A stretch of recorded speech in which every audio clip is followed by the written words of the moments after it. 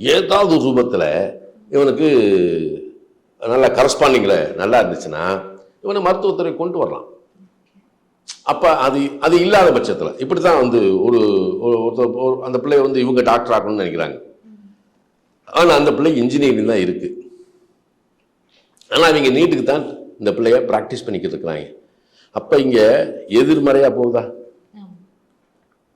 இது யாரு? பெற்றோருடைய விருப்பம், அந்த பிள்ளை விருப்பம் கிடையாது. இப்படி பல ஜாதகத்தில் நம்ம பிரிக்கலாம். அப்போ எல்லாருமே தகுதி இருந்தால் வந்து எதை வேணாலும் கொண்டு வரலாம். ஏன் இப்போ கேஷுவலாக பாருங்கள், நீங்கள் +2 முடித்த உடனே ஒரு இன்ஜினியரிங் காலேஜ் போகிறீங்க அல்லது வந்து நீட் எழுதுறீங்க போகிறீங்கன்னு வைங்க.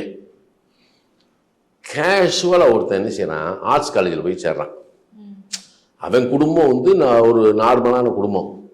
அந்த குடும்பத்துக்கு ஒரு ஆர்ட்ஸ் காலேஜில் படிக்க வைக்கிறதுக்கு தான் அவங்களால முடியும், எக்கனாமிக்கல். அவன் என்ன செய்யறான், ஒரு பிஎஸ்சி கம்ப்யூட்டர் சயின்ஸ் எடுக்கிறான் அல்லது பிஏ எடுக்கிறான் அல்லது பிபிஏ எடுக்கிறான். அப்போ இவன் எடுத்து முடித்த உடனே அடுத்து பிஜி பண்ணும்போது உயர்கல்விக்கு போகும்போது அது சார்ந்த கல்விக்கு போயிடறான். அவனு எம்சிஏ எடுத்துடுறான் அல்லது எம்பிஏ எடுத்துடுறான் இல்லையா?